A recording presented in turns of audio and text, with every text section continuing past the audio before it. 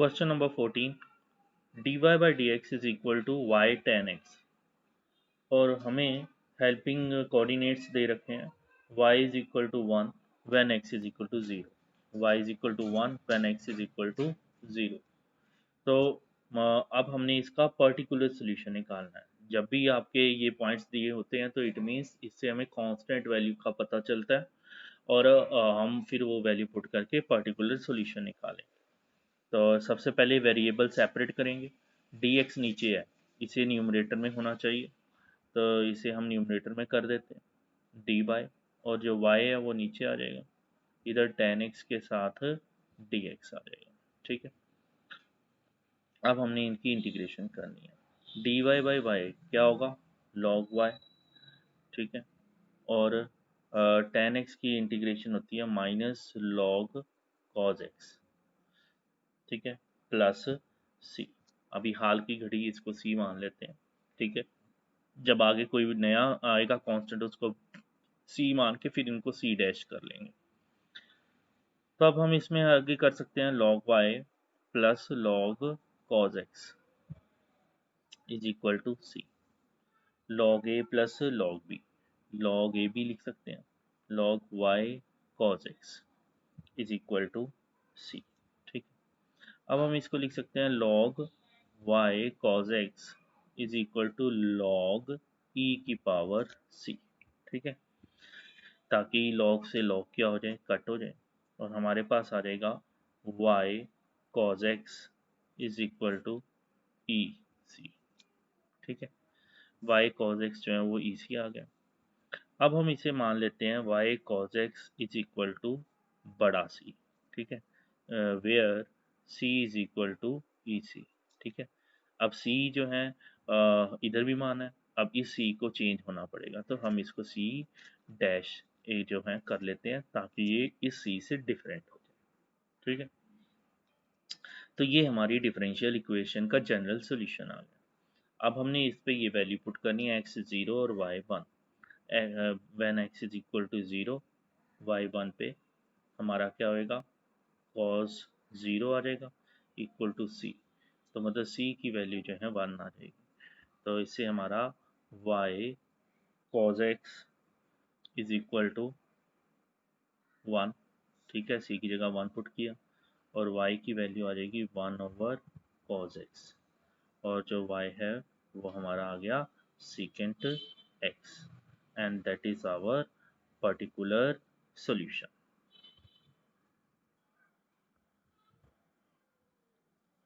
Question number 15।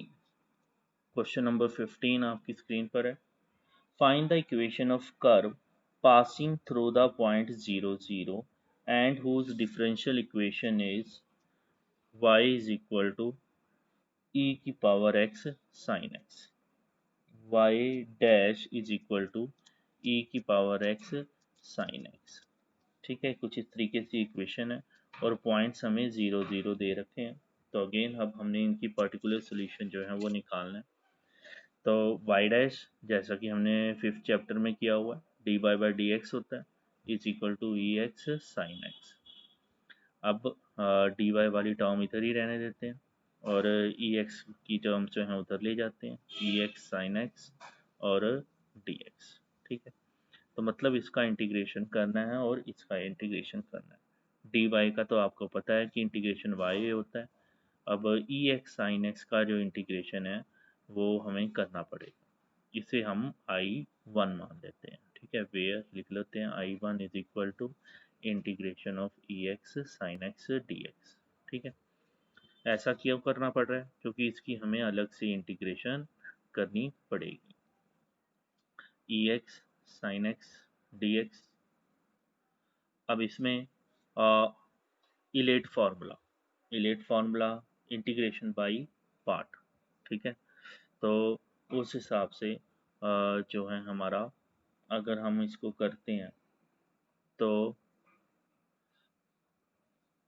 Trigonometric function जो है वो पहले आएगी। ठीक है, साइन एक्स जो है वो first function and in ILATE exponential जो है वो सेकंड फंक्शन। इस तरीके से हमने इसकी इंटीग्रेशन करनी है। तो यहाँ साइन एक्स खाली और integration e x d x की minus differentiation of sine x integration of e x d x और पूरे की integration I one is equal to sine x e x का ई एक्स आ जाएगा minus differentiation of sine x cos x e x का e x आ जाएगा d x. ठीक है, I one is equal to sine x e x minus, अब यहाँ पर फिर से इंटीग्रेशन लगेगी, integration by part, cos x खाली, integration of e x d x minus differentiation of cos x और integration of e x d x और पूरे की इंटीग्रेशन। ठीक है, इस तरीके से हम फिर से इसमें इंटीग्रेशन बाई पार्ट लगा लेंगे। I one is equal to sine x e x minus यहाँ कॉज एक्स ई एक्स का ई एक्स आ जाएगा minus differentiation of cos x minus sine x आ गया और ई एक्स का इंटीग्रेशन ई एक्स आ जाएगा और डी एक्स। तो अब हम इसमें I one is equal to sine x e x minus cos x e x minus minus plus integration of sine x e x d x, इस तरीके से लिख लेंगे।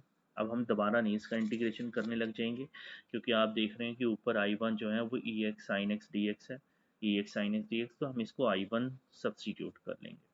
तो हमारा ये कुछ इस तरीके से हो जाएगा sine x e x minus cos x e x minus plus minus sine x e x का इंटीग्रेशन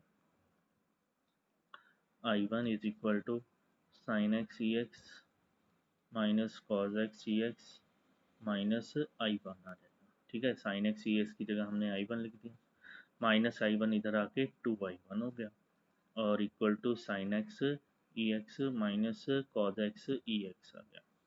तो हम इसमें आई वन की वैल्यू जो है वो आ जाएगी 1/2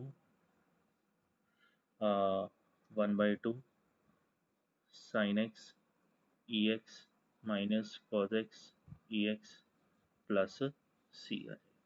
ठीक है, अब ये आई वन की वैल्यू जो है वो हमने इसमें सब्सटीट्यूट कर देनी है क्योंकि y is equal to I one, तो y इज इक्वल टू आ जाएगा 1/2 sine x minus cos x, ये जो ई एक्स है इसे हम कॉमन ले लेते हैं प्लस सी। ये आपका आ गया जनरल सोल्यूशन। ठीक है, ये जनरल सोल्यूशन आ गया। तो आप ऊपर देख रहे हैं कि 0 0 हमें कोऑर्डिनेट्स दे रखे थे, तो हम 0 0 कोऑर्डिनेट्स इसमें पुट करते हैं इसमें। ठीक है, तो हमारा y जो है वो 0 पुट करेंगे 1/2 एक्स 0 साइन 0 0 माइनस 1 आ जाएगा और e की पावर 0, किसी की पावर 0 हो तो वो 1 हो जाता है प्लस c। ठीक है, तो इससे हमें पता चला 0 माइनस 1/2 प्लस सी और जो c की वैल्यू है वो हमारी 1/2 आ जाएगी। ठीक है, c की वैल्यू 1/2। अब हमने ये c की वैल्यू जो है इसमें सब्स्टिट्यूट कर देनी है। ठीक है, इसी वाली इक्वेशन में जो यहाँ पर थी हमारे, तो इसमें जब c की वैल्यू 1/2 सब्स्टिट्यूट की तो ये आ जाएगा जी y is equal to 1/2 sine x minus cos x e x plus 1/2। ठीक है, तो this is our particular solution. ठीक है, ये हमारा क्या है, पर्टिकुलर सोल्यूशन। क्वेश्चन नंबर 16, हमारे पास डिफरेंशियल इक्वेशन दे रखी है x y d y by d x is equal to x plus two y plus two. Find the solution curve passing through the point 1 and -1। ठीक है, जो curve है वो 1 और -1 से पास हो रहा है। ठीक है, मतलब इधर भी हमें पर्टिकुलर सोल्यूशन निकालना है। ठीक है, बड़े ध्यान से करेंगे हम इसको। y dy इधर ही रहेगा, y प्लस टू जो है वो नीचे आ जाएगा हमारा और इधर dx ऊपर, x प्लस टू ऊपर और जो x दिखाई दे रहा है वो आपका नीचे आ जाएगा। ठीक है, हो गए वेरिएबल सेपरेट, ये वेरिएबल सेपरेट हो गए। अब हम इसमें इंटीग्रेशन करेंगे दोनों की अलग अलग से। अब यहाँ y प्लस टू नीचे है और ऊपर y है। ठीक है, तो हम ऊपर क्या करते हैं, y के साथ 2 प्लस कर लेते हैं और 2 माइनस कर लेते हैं। और ऐसा क्यों किया है, ताकि दोनों के साथ नीचे हम y+2 जो है वो रखेंगे तो हमारा सॉल्यूशन आगे हो सकता है। इधर x के नीचे x +2/x पूरे के साथ इंटीग्रेशन dx। अब इसे हम सेपरेट करने जा रहे हैं, जो आपको पहले बोला था, y+2 नीचे y+2 का dy करेंगे और -2 बाहर और dy/y+2। ठीक है, इधर x और x का कॉमन 1 प्लस 2 बाहर ले लेते हैं और इधर 1 dx और 2 1/x dx। इस तरीके से हम इसको सेपरेट करके लिख सकते हैं। y+2 कट जाएगा, यहाँ पर हमारा dy रह गया, -2 dy/y+2 रह गया, इधर हमारा dx आ गया, +2 dx/x। ठीक है, तो इस तरीके से हमारा इंटीग्रेशन आगे हम करेंगे इसकी, dy की integration y -2 dy/y+2 log y+2 आ जाएगा, dx की इंटीग्रेशन x आ जाएगी, +2 dx/x की इंटीग्रेशन log x आ जाएगा और साथ में प्लस c आ जाएगा। ठीक है, तो ये जी हमने इसकी इंटीग्रेशन कर दी। अब हमने c की वैल्यू पता करनी है, उसके लिए हमें x1 और y-1 दे रखा है, तो हम वो वैल्यूज जो हैं इसमें सब्स्टिट्यूट करेंगे। ठीक है, y की वैल्यू -1 -2 log y की वैल्यू -1 + 2, x की वैल्यू हमने 1 सब्स्टिट्यूट करनी है, 1 + 2 log 1 प्लस c। तो ये आ जाएगा -1 -2 log 1 आ जाएगा equal to 1 + 2 log 1 plus c। log 1 की वैल्यू 0 होती है, दोनों की वैल्यू जो है निग्लिजिबल होगी, तो यहाँ पर -1 + 1 इधर आके -1 इक्वल टू c, तो c की वैल्यू जो है वो आ जाएगी हमारे पास -2 आ जाएगी। ठीक है, अब ये जो c की वैल्यू है वो हमने इसमें सब्स्टिट्यूट करनी है। ठीक है, जो आपको यहाँ पर ये वैल्यू जो है दिख रही है। ठीक है, तो हमारी जो जनरल सोल्यूशन है वो पर्टिकुलर सोल्यूशन बन जाएगी y-2 log y+2 equal to x + 2 log x plus c की वैल्यू -2 आ जाएगा। ठीक है, और y -x -2 log y+2 -2 log x +2 equal to 0। इस तरीके से हमारी जो है इक्वेशन आ गई। वैसे तो यहाँ तक हमारा आंसर ठीक है, लेकिन कई बार आगे प्रूव करना जो है वो दे दिया जाता है, तो उसे हम कैसे प्रूव करेंगे वो देखना है आपने। हम यहाँ पर y -x + 2 वैसे रहने देते हैं और 2 log y+2 उस तरफ ले जाते हैं और +2 log x इस तरफ ले गए, माइनस माइनस के प्लस हो जाएंगे। y -x + 2 is equal to log y+2 का स्क्वायर हो जाएगा, पावर ऊपर चल जाती है, इधर log x का स्क्वायर हो जाएगा। ठीक है, तो अब हम इसमें y -x + 2 is equal to log a + log b log ab, तो log y+2 का स्क्वायर और x का स्क्वायर। ठीक है, तो इस तरीके से हम इसको सम अप कर सकते हैं, and which is the required solution. ठीक है, ये हमारा जो है required solution. Question number 70, find the equation of curve passing through the point 0 and -2। हमें कर्व दे रखे हैं जिसके पॉइंट है 0 और -2। Given that at any point x y on the curve the product of the slope, product of slope, slope मतलब dy/dx of its tangent and y coordinate, मतलब कि y और dy/dx का प्रोडक्ट जो है is equal to the x coordinate. ठीक है ना, is equal to x coordinate मतलब इज इक्वल टू x। तो ये हमने एक डिफरेंशियल इक्वेशन जो है वो एक्वायर कर ली इससे। अब हमें इसका जनरल सॉल्यूशन निकालना है और बाद में पॉइंट्स की हेल्प से पर्टिकुलर सॉल्यूशन निकालना है। ठीक है, तो अब उसके लिए अगेन dy y dy इधर ही रहने देते हैं और x के साथ dx कर लेते हैं। अब हम इनमें क्या कर देंगे, इंटीग्रेशन, y की integration y square by two, x की integration x square by two plus c आ जाए। ठीक है, अब हम इसमें इंटीग्रेशन के में कोऑर्डिनेट्स डालेंगे, x की वैल्यू 0 और y की वैल्यू -2 का स्क्वायर ओवर 2 और x की वैल्यू 0 का स्क्वायर ओवर 2 प्लस सी, -2 का स्क्वायर 4 बाई 2 आ गया, इधर 0 प्लस सी, तो सी की वैल्यू जो है वो आपके पास 2 आ गई। अब ये सी की वैल्यू हमने इसमें सब्सटीट्यूट कर देनी है, तो y square by two is equal to x square by two plus 2 आ गया आपका। ठीक है, तो हम इसको आगे लिख सकते हैं, 2 से मल्टीप्लाई कर लो, so that y square equal to x square plus 4 हो जाएगा। ठीक है, तो हम इसकी particular solution y square minus x square is equal to 4। ठीक है, तो इस तरीके से हम इसको सॉल्व कर सकते हैं।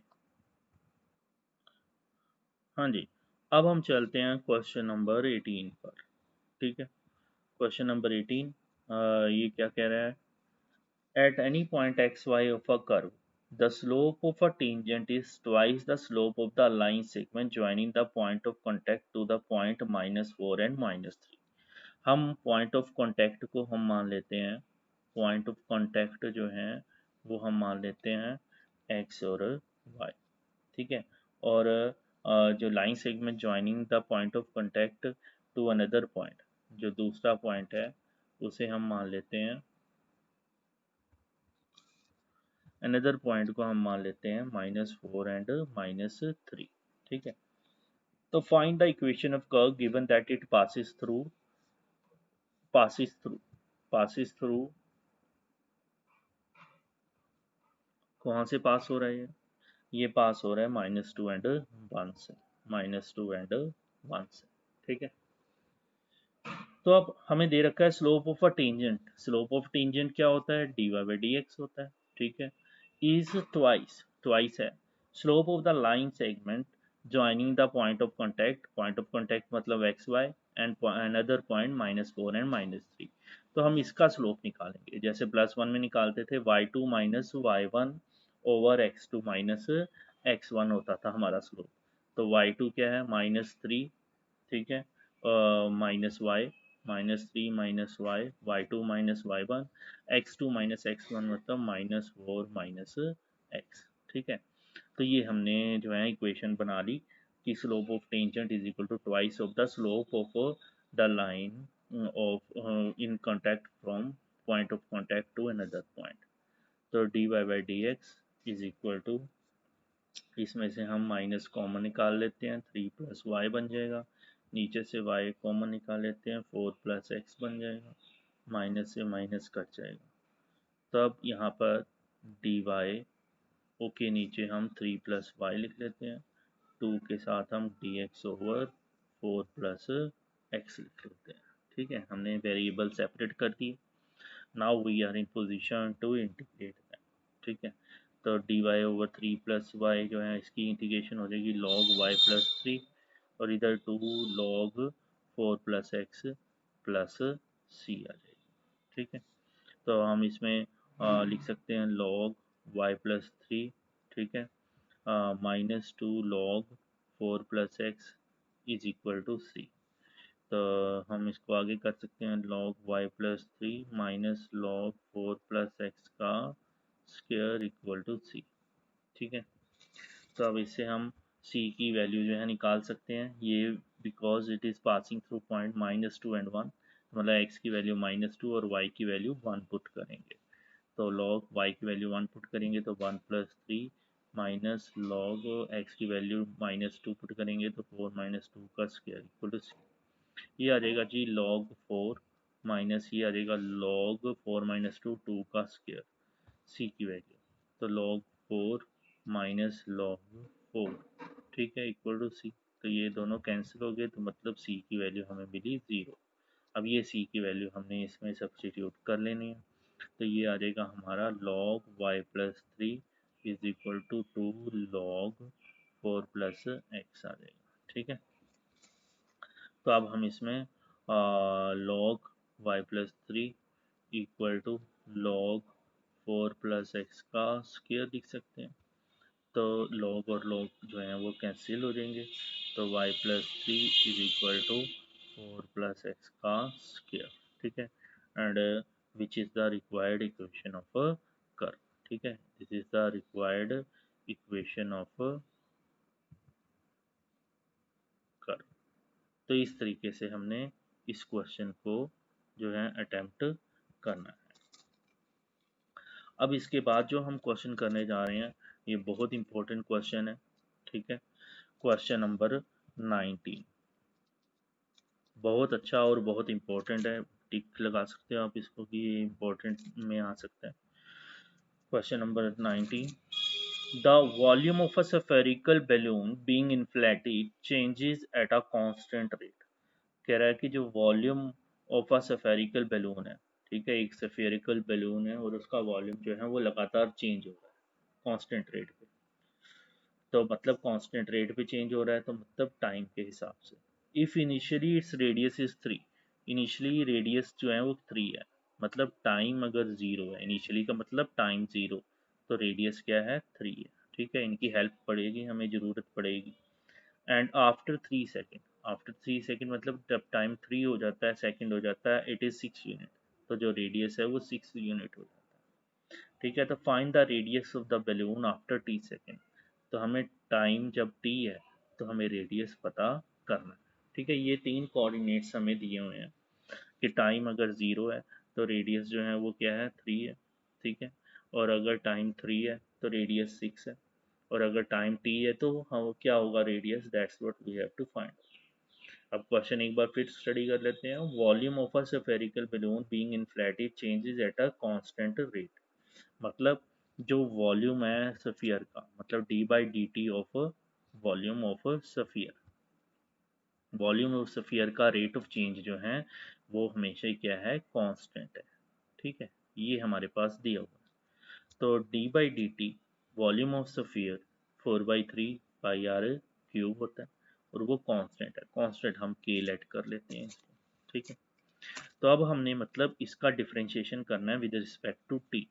तो 4/3 पाई इसका तो कुछ नहीं होने वाला, ये ऐसे ही लिखा जाएगा। आर क्यूब की डिफरेंशिएशन जब हम करेंगे तो 3 आर का स्क्वायर आ जाएगा, और आर की value d r by d t आ जाएगी, ठीक है। और इधर कांस्टेंट जो है उसकी वैल्यू जो है वो क्या हो जाएगी 0 हो जाएगी। तो 3 से 3 कट गया, ये आ जाएगा जी 4 pi r square d r by d t is equal to 0, ठीक है। 0 नहीं आएगा ये। हम जब इसकी इंटीग्रेशन 4/3 पाई आर क्यूब, इसका डिफरेंशिएशन तो हमने इधर किया हुआ है, इसको तो हम के ही रहने देंगे, ये भी के रहेगा हमारा, ठीक है। तो हमारा जो है इसमें आ जाएगा 4 pi r square d r is equal to k d t आ जाएगा, ठीक है। डी टी को हम जो है इस तरफ लेकर आ गए। अब हमने इसमें क्या करनी है इंटीग्रेशन करनी है। तो जब हम इसमें इंटीग्रेशन करेंगे 4 पाई आर स्क्वायर का आर क्यूब बाई 3 हो जाएगा इज इक्वल टू इधर के टी प्लस सी आ जाएगा, ठीक है। इस तरीके से हमने इंटीग्रेट कर लिया। अब बड़े ध्यान से क्वेश्चन जो है शुरू होता है। जब टाइम 0 है तो आर 3 है, तो मतलब टाइम 0, तो ये सारा 0, आर 3 मतलब 3 का क्यूब, तो ये आ जाएगा हमारा 4 पाई 3 का cube over 3 is equal to k into 0 plus c. ये हमने वैल्यू लिख ली, ठीक है। R3 और T0 हमने पुट कर दी, ये आ जाएगा 4 pi into 27/3 equal to k into 0 0 हो गया, 3 1 3 9 था, तो C की वैल्यू क्या आ गई 36 पाई आ गई, ठीक है। ये C की वैल्यू आ गई। अब हमने इस C की वैल्यू को इस वाली इक्वेशन में पुट करते जाना है, जो जो वैल्यूज मिलेगी वो हमने इनमें पुट करते जाना। 4/3 पाई आर क्यूब लिख सकते हैं इज इक्वल टू के टी प्लस सी, सी मतलब 36 पाई, जो अभी हमने आगे निकाली वैल्यू, ठीक है। ये वैल्यू है, इसमें हम सी की वैल्यू 36 पाई लिखते हैं, तो ये हमारी इक्वेशन आ गई, ठीक है। अब हमने क्या करना है, अब हमने इसकी नेक्स्ट वैल्यू पुट करनी है। नेक्स्ट वैल्यू क्या है, टाइम 3 है और आर 6 है, ठीक है। तो याद है एक बार फिर बता दें, टाइम 0 और R3 हमने पहले ही इक्वेशन में पुट की थी, उससे हमें C की वैल्यू मिल गई। और अब हम टाइम 3 और R6 वैल्यू जो है वो इसमें पुट करने जा रहे हैं, टाइम 3 और R6। तो हम इसमें जब पुट करेंगे टाइम 3 और R6, ऐसे हिंट ले लो ताकि हाँ, लिख लो ताकि आसानी से आपको पता चल जाए जब हम रिवाइज करें। तो ये आ जाएगा जी 4/3 पाई 6 का क्यूब, और इधर के टी की जगह 3 आ जाएगा प्लस 36 पाई। ये आ गया 4/3 पाई 6 का क्यूब होता है 216, ये 3k प्लस 36 पाई। ठीक है, अब हम इसमें कटिंग कर सकते हैं, 3 7 21, 3 2 6, 4 2 8, 288 pi minus 36 pi is equal to 3 k लिख सकते हैं। तो ये आ जाएगा 8 में से 6 के 2, 8 में से 3 के 5, 252 पाई इज इक्वल टू 3 के। तो के की वैल्यू आएगी 84 पाई। ठीक है, ए की वैल्यू आ गई हमारे पास। अब ये जो के की वैल्यू है वो हमने पुट कर लेनी है इस वाली इक्वेशन में। ठीक है, जहाँ पर सी की वैल्यू पहले से ही पुट की हुई है। तो ये आ जाएगा 4/3 pi r cube 84 pi plus 36 पाई। ठीक है, तो 84 पाई साथ में आएगा टी, क्योंकि के की वैल्यू है 84 पाई और साथ में टी भी लगा है। ठीक है, तो इस तरीके से हम जो है यहाँ तक पहुँच गए हैं। अब आर क्यूब की वैल्यू क्या होगी, 4 पाई/3 है, तो ये इधर आके 3/4 पाई आ जाएगा, और इधर अंदर रह जाएगा हमारा 84 पाई टी प्लस 36 पाई। ठीक है, तो आर क्यूब जो है वो क्या आ जाएगा, अब आप देख पा रहे हैं कि इसमें से आप जो है 12 पाई जो है वो कॉमन निकाल सकते हैं। 12 पाई इंटू 3/4 पाई, 12 पाई कॉमन निकाला तो इधर 7 टी प्लस इधर 12 पाई कॉमन निकाला तो इधर टी। ठीक है, पाई से पाई कट गया, 4 से 4 3 12, तो आर क्यूब की वैल्यू आ गई 970 प्लस 3। ठीक है,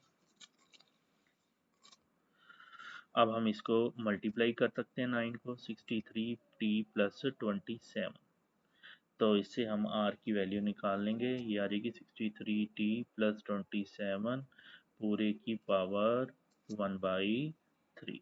ठीक है, और ये हमारा जो है आर की वैल्यू आ गई।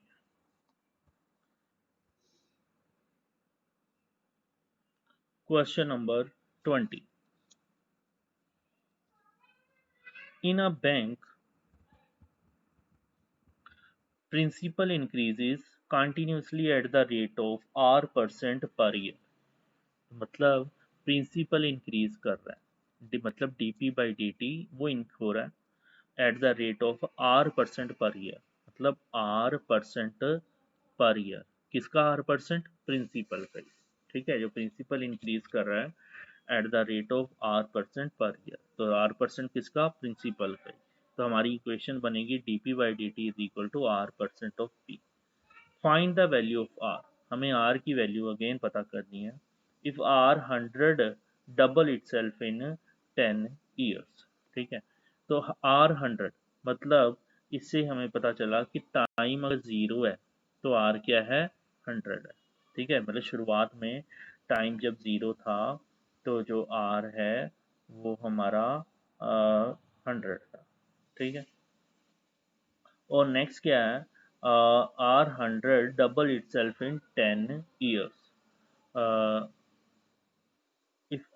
If rupees 100 double itself in 10 years, तो जब हम इसमें टी 10 लिखते हैं, ठीक है, तो जो प्रिंसिपल है वो क्या हो जाता है? डबल हो जाता है। मतलब प्रिंसिपल जो है वो क्या आ जाता है? 2p1 आ जाता है। ठीक है, यहाँ पर थोड़ा सा देखना पड़ेगा हमें कि टाइम अगर 0 है तो जो 100 रुपीज़ है, P double itself in 10 years. ठीक है, जो प्रिंसिपल है वो अपने आप को क्या कर रहा है? डबल कर रहा है। तो जब टाइम 0 है तो जो प्रिंसिपल है वो हमारा पी है। ठीक है। और जब टाइम 10 है तो जो प्रिंसिपल है वो हमारा डबल हो गया। डबल मतलब कि 2p1 हो गया। मतलब पहले p जो है वो p1 माना है, और नेक्स्ट जब 10 साल बाद जो है p जो है वो क्या आ जाएगा, 2p1 आ जाएगा। ठीक है। तो अभी हमने ये वैल्यूज जो है वो बाद में पुट करनी है, लेकिन सबसे पहले हम इसको सॉल्व कर लेते हैं। अब इसमें क्या होगा, d p by d t is equal to r by 100 into p. तो डी पी के नीचे पी लिख लेते हैं, और आर बाई 100 के साथ हमारा डी टी आ जाएगा। अब हम इनकी इंटीग्रेशन करेंगे। डी पी बाई पी जो है वो लॉग पी आ जाएगा, और यहाँ आर बाई 100 कॉन्स्टेंट है, और डी टी की इंटीग्रेशन टी तो प्लस सी। ठीक है। अब हम पहली वैल्यूज इसमें पुट करेंगे। क्या कह रही है कि टाइम 0 है तो पी जो है वो p1 लेना है। ठीक है। तो हम इसमें पुट करेंगे log p की जगह p1, और r बाई 100 t की जगह 0 प्लस सी। ये तो 0 हो गया, तो मतलब c की वैल्यू आ गई हमारे पास log p1 आ गई। अब ये वैल्यू जो है वो हमने इसमें सब्सटीट्यूट कर देनी। तो हमारे पास जो log p है वो आ जाएगा r by 100 t plus log p1, है ना। अब हमने इसमें t की वैल्यू 10 और p की वैल्यू 2p1 पुट करनी है। मतलब log p की वैल्यू 2p1 और t की वैल्यू 10, r बाई 100 इंटू यहाँ 10 आ जाएगा प्लस log p1। 10 0 से 0 कटिंग, तो यहाँ आ जाएगा log 2p1, ठीक है, minus log p1 is equal to r by 10। ठीक है। तो हम इसको लिख सकते हैं log a minus log b, मतलब log a over b is equal to r by 10। p1 से p1 कट हो गया, तो मतलब log 2 is equal to r by 10। तो मतलब r की वैल्यू जो है वो क्या आ गई, 10 log 2 आ गई। ठीक है। अब ये r की वैल्यू आ गई हमारे पास। अब 10 log 2, अब आपको log 2 की वैल्यू जो है दे रखी है 0.6931। ठीक है। तो वो हम वैल्यू 0.6931 इसमें पुट कर लेंगे। तो जो हमारा r है वो क्या आ जाएगा, 6.931 जो है वो हमारी r की वैल्यू आ जाएगी। ठीक है। तो यही हमें जो है प्रूव करना